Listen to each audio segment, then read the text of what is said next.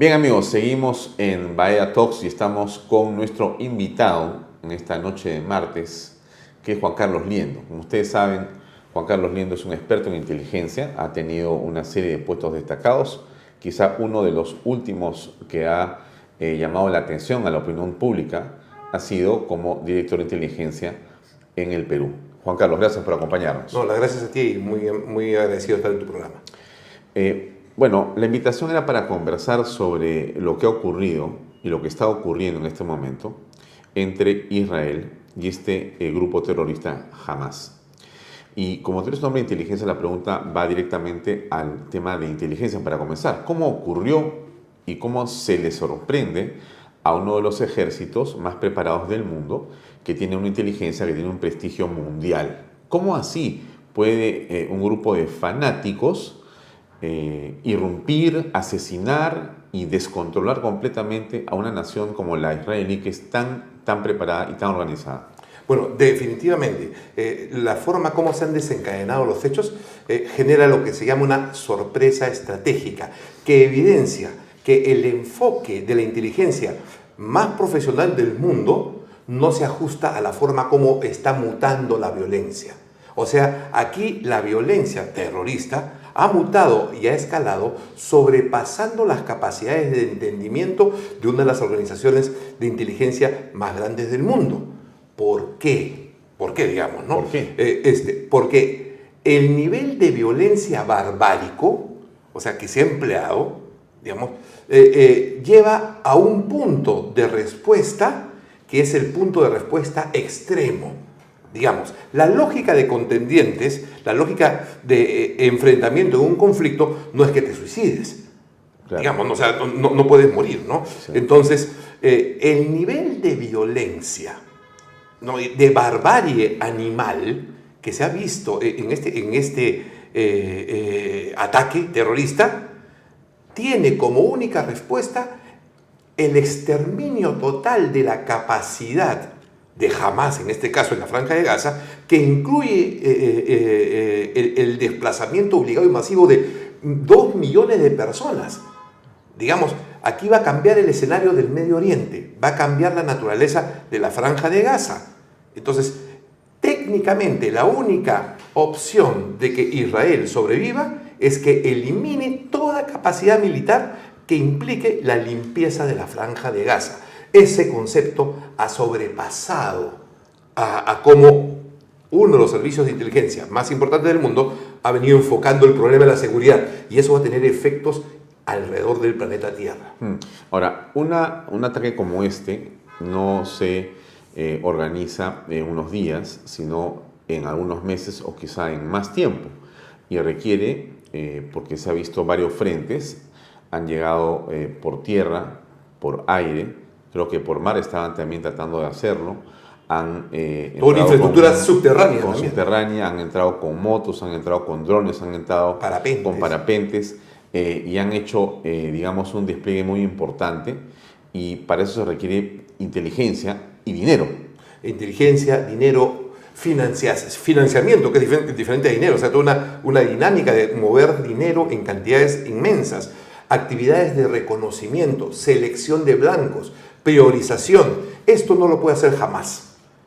¿Tú crees que jamás solo no ha hecho eso? No, es imposible. Interesante. Es imposible. Aquí, digamos, hay desde financiamiento externo, planeamiento externo, digamos, de todas aquellas fuerzas que han estado interesadas en escalar la violencia a ese nivel. Y no es un trabajo ni siquiera 2 meses, 6 meses, yo me atrevería a decir hasta 1 año.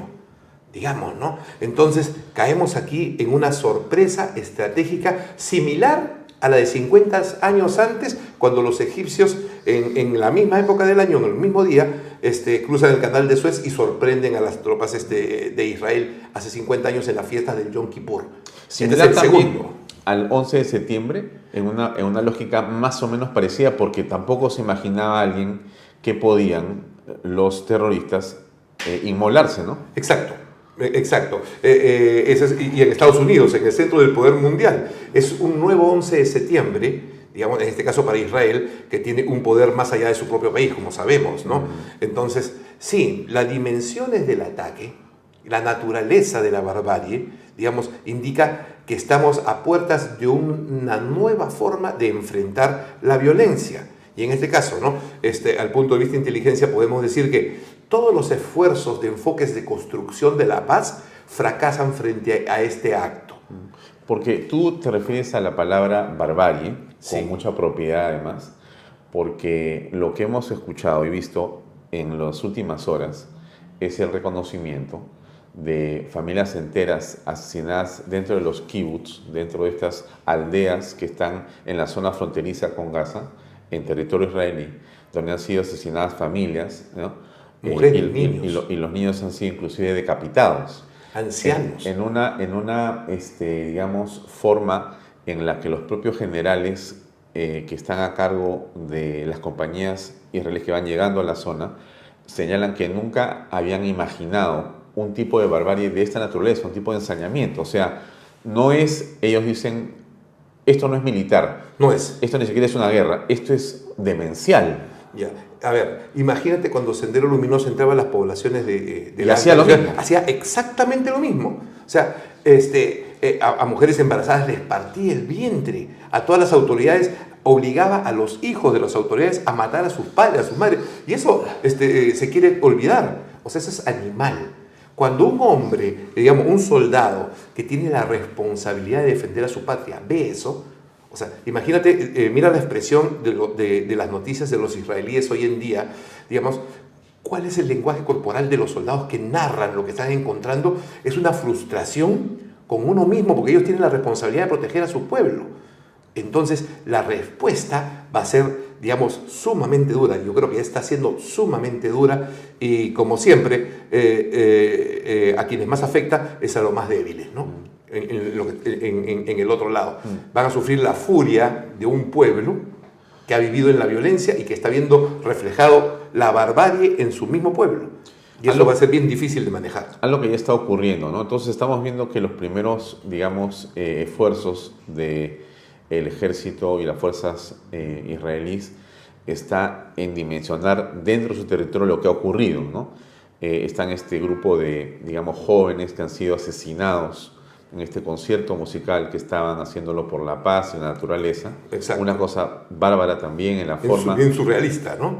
Impresionante, ¿no? Que bajen con unos parapentes y que los acribillen por el hecho de estar ahí. Incluso en sus vehículos, en las zonas de estacionamiento, han bloqueado caminos, los han emboscado, o sea... Pero como decían los propios israelíes, tú no puedes tener como objetivo asesinar a un joven de 18 años, que no tiene nada que hacer. Es correcto. O sea, no es un blanco militar, Es correcto. no es un blanco estratégico, es en realidad un asunto pues fundacional, cerebral, en realidad desquiciados están estas personas. El objetivo del terrorismo como tal, desde los inicios de la historia, tiene como fundamento generar terror. O sea, no es el hecho de matar y eliminar a un efectivo enemigo o a una población numérica, no, es que el hecho sirva como mensaje de terror. Sun Tzu decía, ¿no? Asesina a uno y atemoriza a 10.000. Esa lógica, mira, estamos hablando 400 años antes de Cristo, ¿no? Entonces, no existe acto terrorismo si es que no está planeado en función de cómo se difunde. Entonces, la forma de matar, las imágenes que hay, los videos sangrientos son parte de la operación terrorista. Esto es un fenómeno complejo. Mira, yo escucho voces que dicen acá en el Perú, no es terrorismo, son actos terroristas. Eso es un eufemismo. El terrorismo es un fenómeno social, político, económico y hasta religioso, también ideológico, que tiene como fin fundamental causar temor en la expansión de la noticia.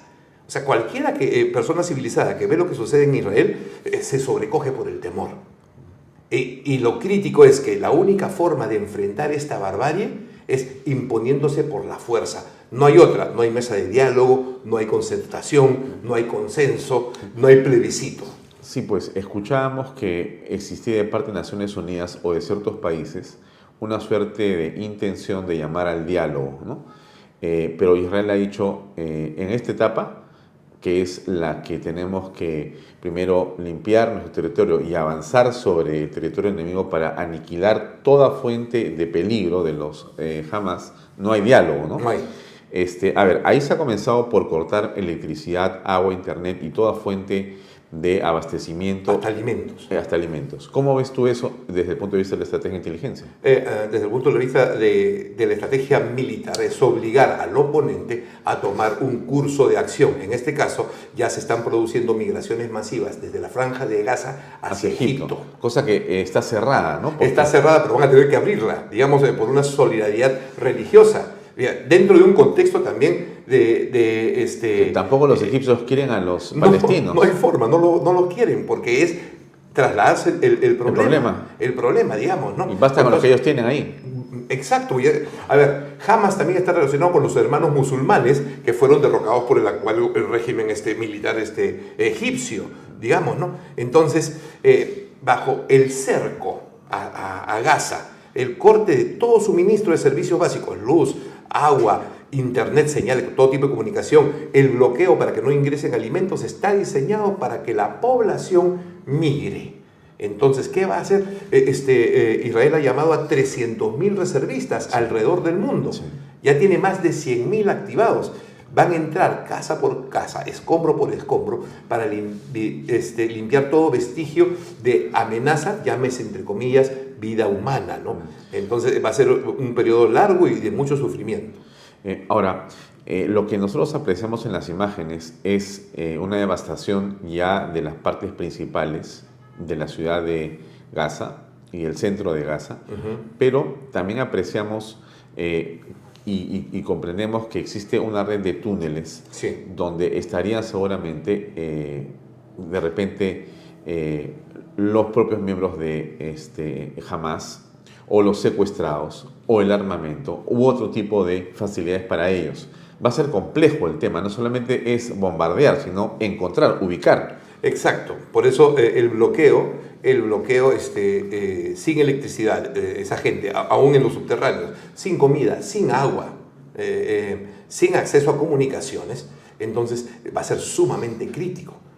O sea, buscar dentro de los túneles, que son hasta de concreto, va a ser muy complicado, pero yo me imagino con la dimensión de los bombardeos, o sea, tienen que salir. Van a tener que salir, digamos, sin agua, sin reservas de agua. Sí, pues. Es imposible que una persona esté más de 3 días, 4 días. Es imposible.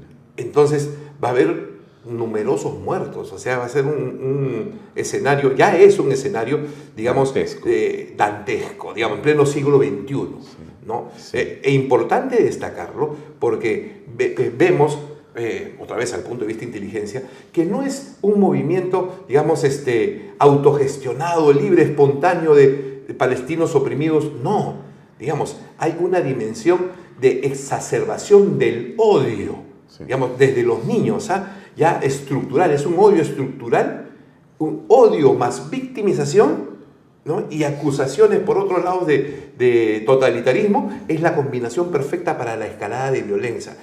No nos debe sorprender porque nosotros, guardando las distancias, también recientemente hemos sufrido un fenómeno muy similar. Te quería preguntar por eso. A ver, primero, no todos los palestinos que viven en la Franja de Gaza son miembros de Hamas, no, o son partidos de Hamas. Hubo una elección en el 2006, entiendo yo, sí, donde Hamas sube al poder democráticamente, entre comillas, pero no hay más elecciones, se quedan ya como una dictadura. Exacto, ya. Pero eso es en la Franja de Gaza. En la Franja de Gaza, en la Franja de Gaza. Bueno, pero entonces, digo yo, no todos los palestinos que están ahí son, digamos, partícipes de esta situación de violencia, pero sí lo que hace Hamas es mimetizarse, esconderse, guarecerse detrás de las familias palestinas. Claro, ellos colocan sus armas en colegios, en mezquitas, en escuelas de niños. O sea, es la locura, digamos, ¿no? Y, digamos, es una tiranía dentro de la Franja de Gaza. De hecho, a ver, mira, Alfonso, tú has visto las imágenes de las personas con armas en parapentes, ¿no? En lanchas, ejecutando gente. Esos son los perpetradores. Digamos, ¿no? La lógica de la lucha contra el terrorismo no es buscar a los perpetradores, no es individualizar los hechos, No. O sea, yo no puedo ir a cazar a los que vinieron a matar. Ese es un error. Ese es un error. Aquí enfocas en los financistas, en el apoyo político, ¿no? En el apoyo económico, en el apoyo de los medios de comunicación, los instigadores, los ideólogos, el liderazgo, que no están presentes nunca en los hechos de violencia. Son los que de manera encubierta apoyan, soportan en diferentes grados. Entonces es un fenómeno complejo, digamos, ¿no? Lo que hemos visto es un acto de naturaleza criminal donde los perpetradores es el último eslabón, pero no es el más importante.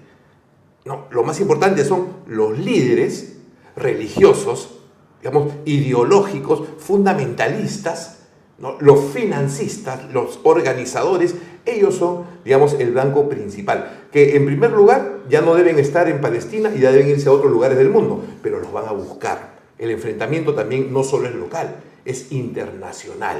No, además yo entendería que ahora sí el Mossad deberá seguramente remozarse, hacer los ajustes que correspondan en el momento que corresponda, quizás no ahora, sino dentro de muy poco tiempo, cuando termine esta primera parte de esta, digamos, defensa de su territorio y consolidación de la paz en lo medida de lo posible, pero tendrá que ir a buscar a quienes han sido los autores intelectuales. Pero Exacto. Ahí viene el otro tema importante, ¿no? A ver, Israel está rodeada no de amigos, sino de gente que mira con muchas ganas su territorio. Cierto. Y el día de hoy ya han habido, digamos, escaramuzas que no son menores desde Siria. El Líbano prepara su material. Irán dice que podría estar ahí. No define exactamente qué va a pasar, pero hay una situación, digamos, de aprovechamiento de esta crisis de otros, ¿no? No sé si todos están de acuerdo, pero caramba, qué peligro, ¿no? Ya no es solamente Hamás. Hay algo más ahí. Sí, definitivamente, y esto tenemos que verlo en la perspectiva de la geopolítica, digamos, mundial. Y vemos que de pronto, desde el sábado, ha desaparecido la narrativa, las noticias sobre el frente ucraniano, ¿no? La guerra entre Rusia y Ucrania, ¿no? Entonces, esto, entre comillas, es lo más favorable de lo que pueda suceder a Putin y a Rusia en la guerra con Ucrania, porque en los hechos se abre otro frente, digamos, ¿no? Otro frente donde se compromete a Estados Unidos. Entonces, mira, tenemos el frente de Ucrania, tenemos el frente de África, tenemos el frente de Israel hoy, tenemos Armenia y Azerbaiyán, que Rusia lo ha abandonado, pero para tocarlo más tarde. Entonces, ¿qué nos señala esto, Alfonso? Algo muy importante. Mira la dimensión de todos los contrincantes, ¿ah? La dimensión de los contrincantes. Estados Unidos, Israel, de un lado, y mira, Irán, la misma Rusia ortodoxa, el mundo musulmán. Digamos, todos estos actores tienen carácter religioso.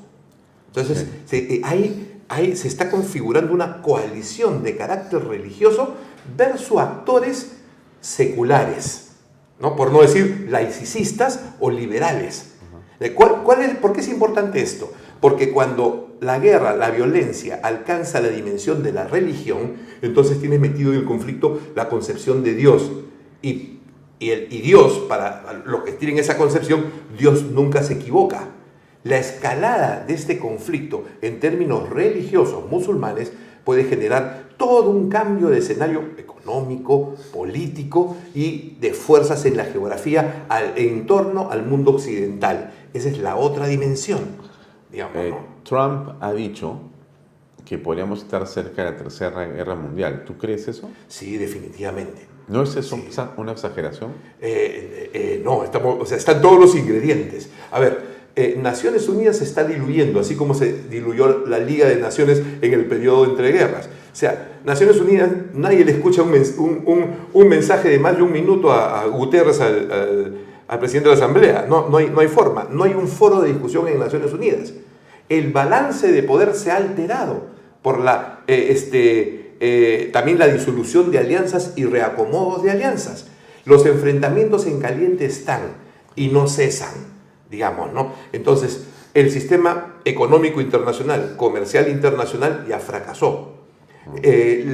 Los enfoques de construcción de la paz, los enfoques progresistas, ya fracasó. Yo que estoy enseñando en la universidad, digamos, en los últimos ciclos en relaciones internacionales, las exposiciones de los muchachos es que Todos los estados potencias asumen posiciones realistas y todos los estados están en proceso de rearmamento, rearmar sus fuerzas. O sea, hay un acelerado proceso de armamentismo, acelerado proceso de posiciones realistas para fortalecimiento de posiciones internas. Y todo el mundo está haciendo planes, desarrollando gestiones para mejorar sus sistemas de defensa. También llegan a América del Sur, para no irnos a toda la región. Tenemos el problema que hay entre Paraguay y Argentina, que involucra Uruguay, Brasil, Chile, digamos, en ese sector. Tenemos la alianza de Bolivia, la alianza de defensa con Irán. Y tenemos a fuerzas de Estados Unidos ya interviniendo en Ecuador para la lucha en narcotráfico. Mira, al Perú en este escenario se le presentan dos frentes. Digamos, el efecto globo del combate a la delincuencia en Ecuador, que ya se está proyectando sobre el norte del país, y el fortalecimiento de las capacidades de Bolivia, las capacidades de defensa sobre el altiplano. O sea, por todo lado del mundo hay planteados escenarios de enfrentamiento y conflicto. Eso nos indica que estamos al borde de una conflagración mundial, ¿no? Y eso que no has mencionado a uno de los actores más importantes, China. China. Lo dejaste para el final. Sí, es importantísimo porque China lo entiende muy bien. Si bien es cierto, China no tiene, digamos, un carácter religioso dogmático, pero sí tiene una posición de poder en términos de divinidad, o sea, autoritarismo total. Mientras en el mundo islámico u ortodoxo hay un alineamiento político-religioso, el alineamiento político de China es totalitario a nivel divinidad, digamos, en efecto, ¿no? Entonces, tienes un mundo religioso, un mundo de conceptualización del poder autoritario versus Occidente que está entrampado en el vicio del progresismo y el secularismo. Esa es la combinación más perjudicial para el mundo civilizado, porque estamos viendo hoy la barbarie que eso produce, Alfonso. Claro, hay un debilitamiento. Hay un debilitamiento de Occidente. De Occidente. Pero es el debilitamiento por su carácter progresista y secular al extremo que no tiene ningún parámetro de referente moral. Es la moral de cada individuo. Versus a sociedades que se cohesionan fuertemente desde su factor interno y al ser fuertes demandan, digamos, la presencia del ejercicio de ese poder, ¿no? La expresión de este conflicto y la ampliación se va a ver con las comunidades musulmanas en Europa. O sea, eso está todavía ahí latente, en cualquier momento se encienden las chispas. Entonces, estamos ante a una nueva forma de guerra mundial con nuevas formas de ejercicio de violencia. Muy, muy interesante. ¿Cómo crees tú que juega en este momento la posición que el presidente Biden ha expresado el día de hoy, más temprano, diciendo que ellos están detrás de Israel y están completamente apoyando los esfuerzos de este país? Hay un portaaviones, el más importante que hay, el Ford, que está llegando, y ya llegó el día de hoy, entiendo, muy cerca de las costas de la Franja de Gaza de Israel, y también están preparando un segundo, sí. Creo que es el Eisenhower o algo así, que creo que también está ya en plena preparación para que llegue también a la zona. Y Estados Unidos dice, no se metan y no aprovechen el pánico, muchachos, tranquilos, que este pelea entre dos, parece patio de recreo, ¿no? Exacto. Déjalo que se peleen ellos, nadie se meta. ¿Cómo ves esta situación? Yo lo veo de la siguiente manera. En términos contables, digamos, por hacer alguna similitud, digamos, Estados Unidos y los países aliados del mundo occidental, aún en estructura, son los más fuertes financiera y económicamente. En capacidades tecnológicas superan al planeta Tierra. En capacidades militares aún superan al planeta Tierra. O sea, tienen capacidad militar muy superior incluso a China o a Rusia. ¿Dónde están débiles? ¿Perdón? ¿Dónde son débiles? En la política, en el ejercicio de su política, en su proceso de toma de decisiones. ¿Cuál es el problema? A ver, es un hecho que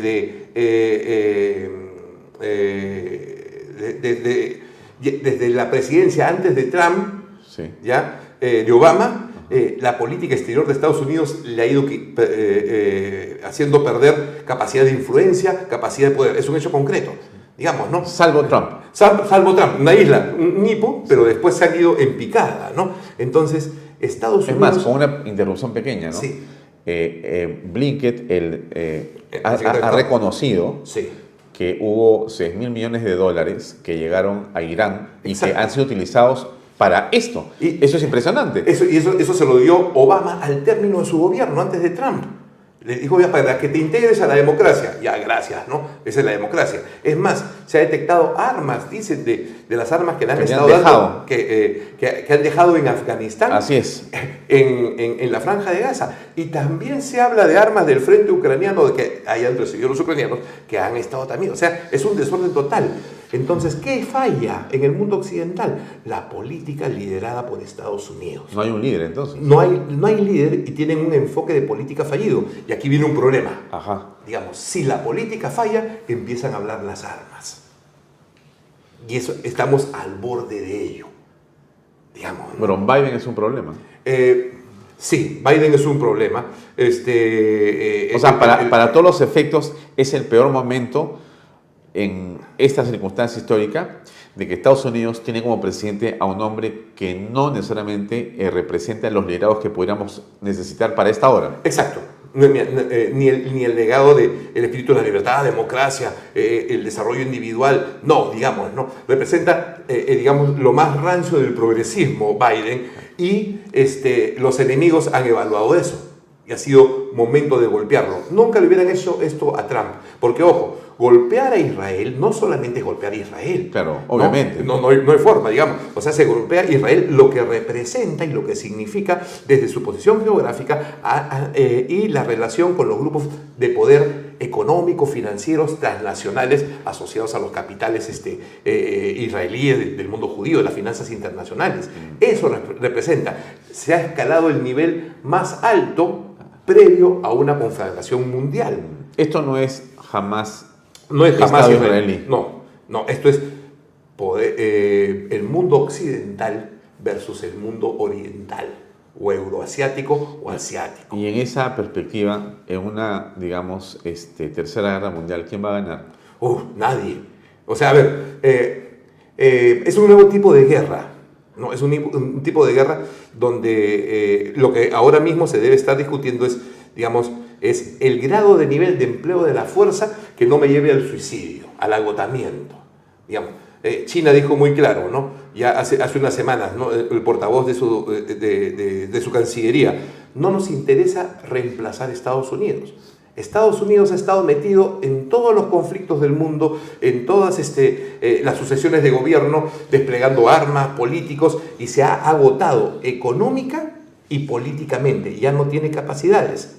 Entonces viene en esta guerra, que va a ser una guerra, un nuevo tipo de guerra, no declarada, de carácter asimétrico, híbrida, sin tiempo, ¿no? Nos genera una guerra de incertidumbre, porque no hay forma de los contendientes se enfrenten en una batalla total de destrucción, claro, porque es mutua destrucción. Claro, nos olvidamos de todo, ¿no? Esto no es Waterloo. No es Waterloo. Acá están los ingleses, acá están los franceses. No es el desembarco en Normandía, no es la batalla de Kursk. No, digamos, ¿no? ¿Esto se parece un poco a la guerra con Sendero Luminoso que tuvo el Perú? Totalmente.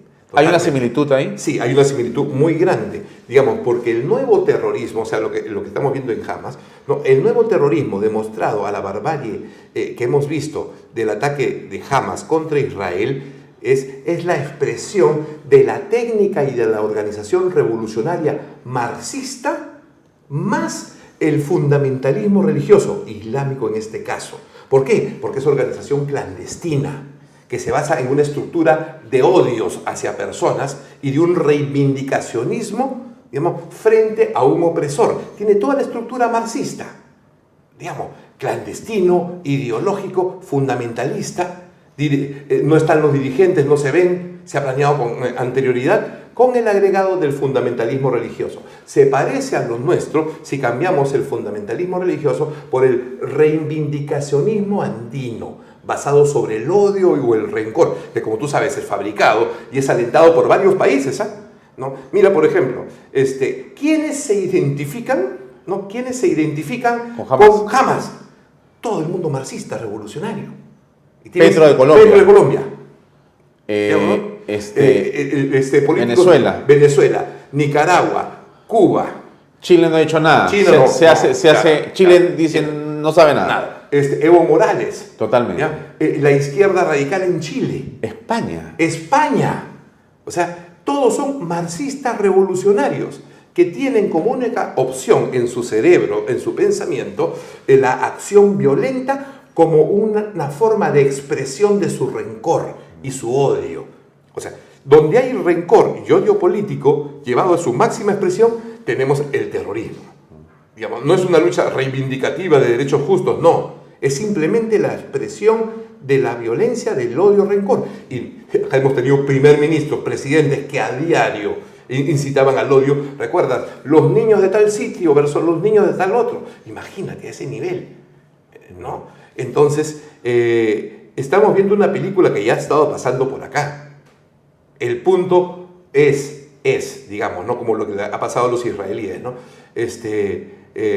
Vamos a esperar a que se siga generando rencor y violencia como base de hacer política.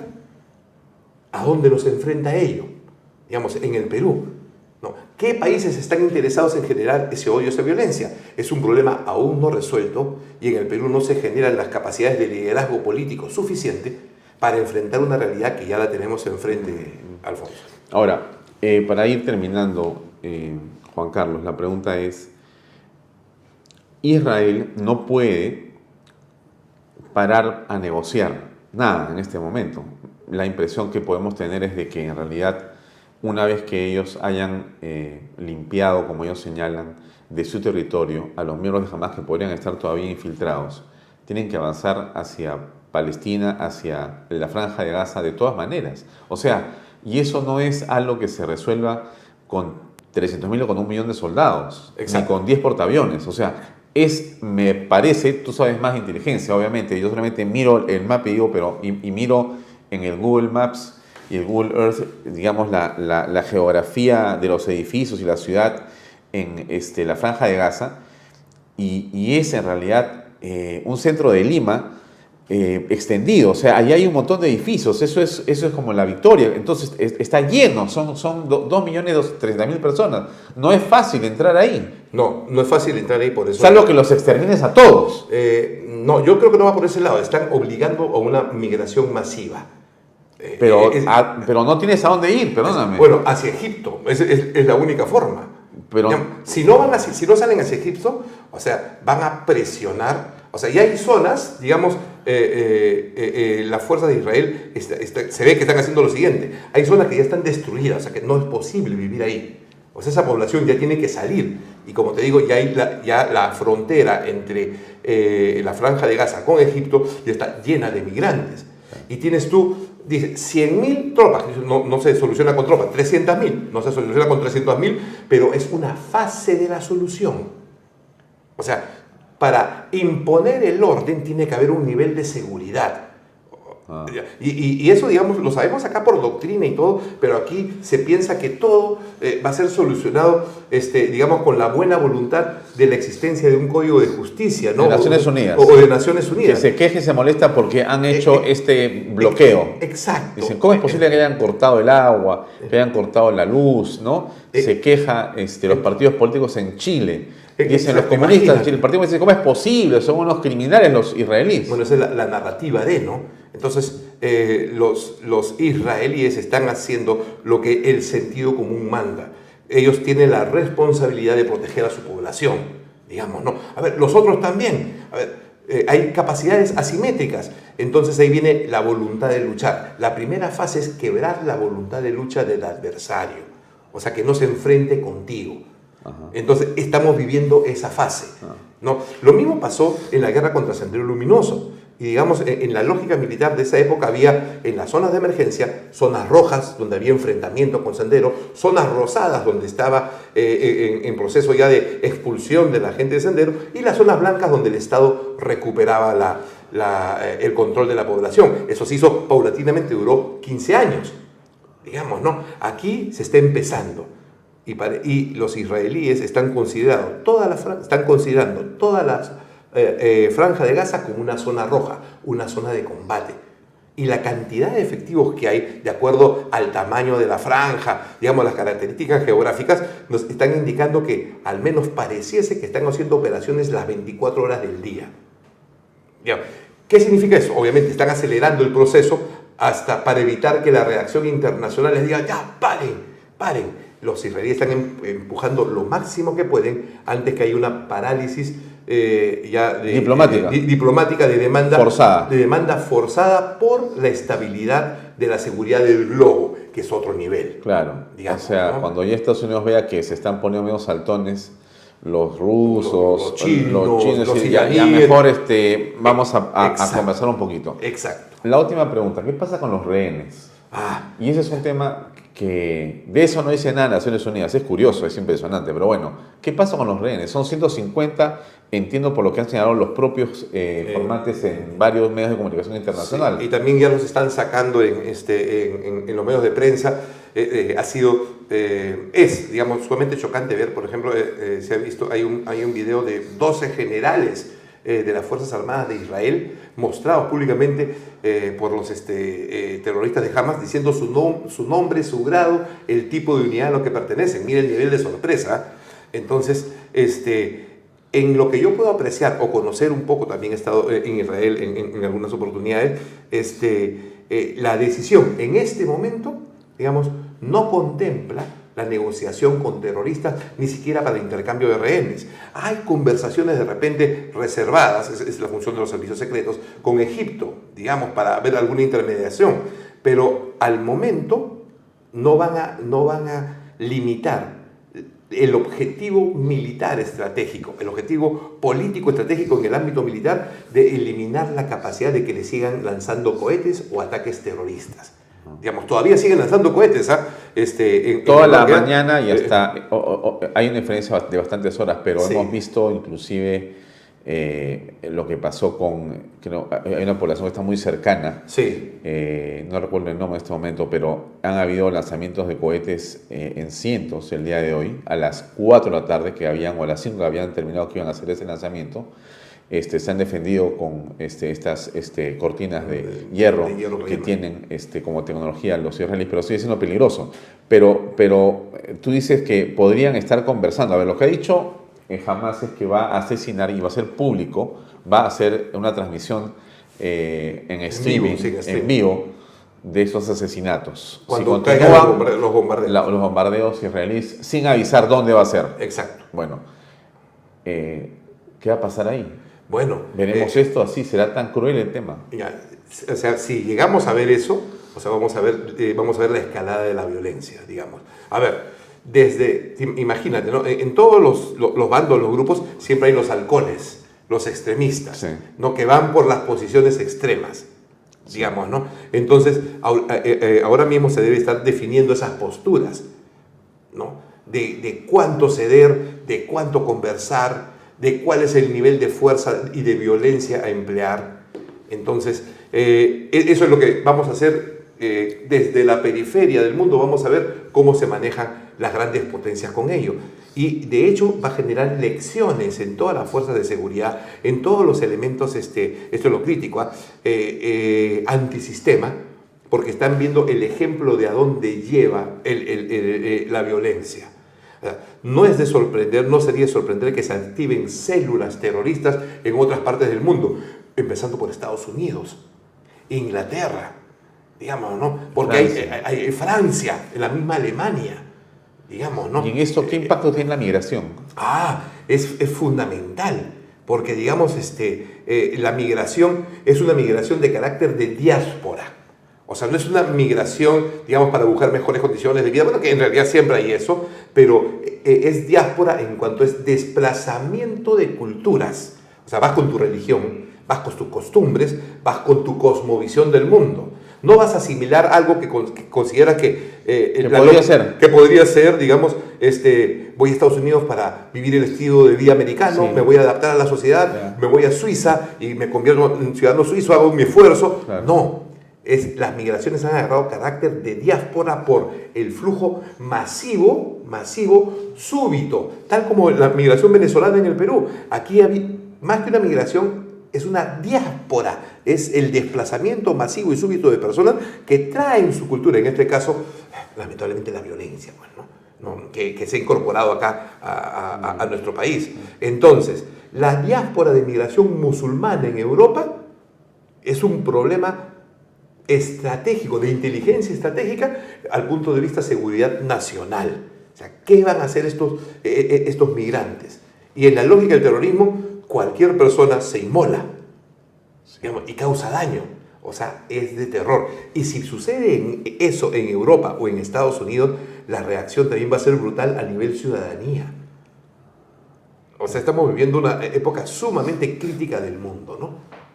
Qué curioso, ¿no? O sea, al final, Juan Carlos, nuestro pequeño país o gran país termina siendo más seguro y mejor que muchos lugares que supuestamente son paradisíacos, pero que están en medio de un conflicto mucho más grande y mucho más peligroso que lo que tenemos acá. Enhorabuena, nuestro continente es periferia del sistema internacional. Enhorabuena, digamos, ¿no? Pero la ola también nos va a llegar. Por eso lo que tú dices es muy importante. Estamos viendo esto y decimos, bueno, acá no estamos tan mal, pero en nuestra relatividad, digamos, de enfocar nuestros niveles de violencia con lo que pasa en el mundo, nuestros niveles de angustia política, es necesario tomar este cambio de rumbo que se está presenciando en el mundo de una manera seria, digamos, con una nueva clase de políticos, Alfonso. Sí. O sea, algo serio que rescate, mira,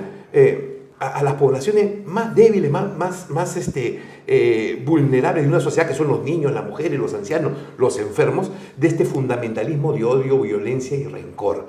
Aquí se necesita una fuerza política que supere con el ejemplo, con el trabajo, ¿no? Y la entrega honesta por el bien de la patria, que supere toda esta narrativa de odio y rencor día a día, de corrupción, donde el gobierno no ha avanzado casi nada o camina a tropezones o a ciegas, digamos, ¿no? Aún no existe un liderazgo positivo que remonte las situaciones negativas de nuestro país, mientras que el hartazgo, digamos, de la mayoría de peruanos sobre el sistema político continúa.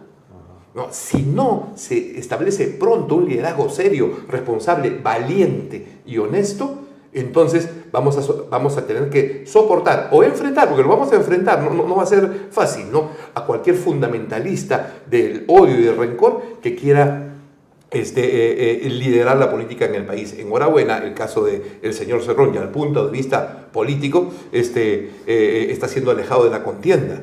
Pero eso no es suficiente. Necesitamos un nuevo liderazgo honesto, digamos, valiente, corajudo, que dé ejemplo y se compre la solución de estos problemas, que implica superar los lenguajes y la narrativa de odio, violencia y rencor. Muy bien. Tremendo tema que hemos tocado hoy día. Tremendo y muy agitado, ¿no? Sí, porque qué cosa tan complicada, porque por momentos uno no ve con claridad una salida, sino lo que ves es que el problema va a crecer, ¿no? O sea, no dices, bueno, llegó a Estados Unidos y ya se arregló. No. Ya llegó a Estados Unidos, recién va a comenzar el problema. Está comenzando, ¿no? Y lamentablemente, digamos, el país con más recursos económicos, financieros, tecnológicos, con mayor capacidad de fuerza militar, no tiene una dirección política adecuada a los desafíos de una civilización de hombres libres, de hombres trabajadores, claro, con sentido común, y ha sido copado por una progresía perversa que lo está carcomiendo por dentro, digamos, ¿no? En la disciplina de su organización militar, digamos, en la voluntad de las nuevas generaciones para enfrentar dificultades, en el desorden y el caos social. Justo conversaba con un amigo que regresaba de un viaje de trabajo de Europa y me dice, Juan Carlos, ¿no te imaginas cómo es el centro de París? De Madrid, en mismo Barcelona. Me dice, las ratas que hay en Roma, nunca he visto tanta suciedad en la calle. En Venecia. Bueno, no hablemos de Estados Unidos, ¿no? Y Estados Unidos... Que ya es un campamento, es eso. Exacto, Estados Unidos era... el paradigma del orden, de la limpieza, de la disciplina, de la democracia. De la ley, del respeto de las personas. Y ahora es todo lo contrario. Y ahora es todo lo contrario. Entonces, esto no debe llamar la atención porque cuando se reajuste el mundo, no es que va a venir una receta y alguien te va a ayudar. El mundo se va a reajustar en la medida que los hombres de cada país asuman la conducción de su país. No va a haber una ONG que te diga, sigue esto. No, tú tienes que agarrar tu rumbo y subirte al mundo civilizado. Yo confío, al mundo civilizado que venga después de todos estos conflictos que de repente nosotros ni lo vemos y eso se prolonga, ¿no? Pero las soluciones van a tener que ser en casa. Cada uno limpia su casa, digamos, y ordena su casa, ¿no? Muy bien. Entonces a eso nos enfrentamos. Te agradezco, Juan Carlos. No, las gracias a ti, Alfonso. Muy amable. Amigos, eso es todo por hoy. Nos vemos mañana a las 6:30 en una nueva edición de Bahía Talks por Canal B, el canal del Bicentenario. Gracias y buenas noches.